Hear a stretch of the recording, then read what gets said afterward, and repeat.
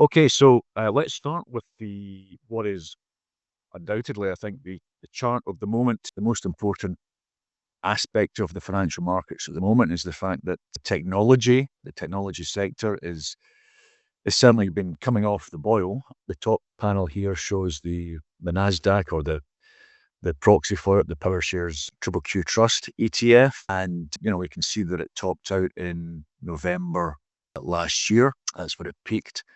And since then, the lower panel shows that technology side has been really underperforming the broader market. This is the relative strength versus the S&P 500 on the lower panel. And well, that's interesting because obviously AI has been the theme over the last couple of years. A lot of people speculating about whether it's a bubble, the circular economy of this money going in and out of people's balance sheets and companies' balance sheets, whether it's actually real money, whether it's investment, whether actually the investment that is being made in the data centers, etc., whether that's going to start paying dividends anytime soon. So people are obviously getting a little bit worried, and that's coming through in this chart here. So from a purely price action technical analysis point of view, it's interesting because the Nasdaq, back in the dot-com bubble of the late 1990s, the Nasdaq started to underperform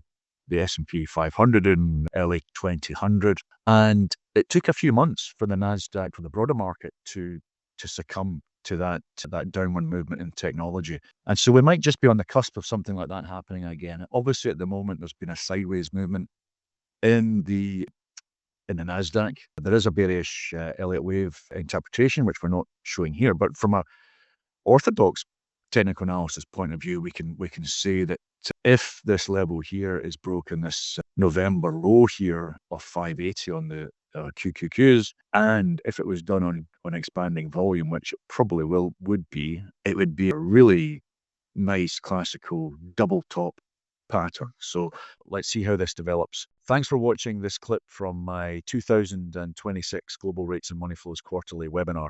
If you want to learn more and get in-depth coverage of global markets, go to elliottwave.com or click the links below this video.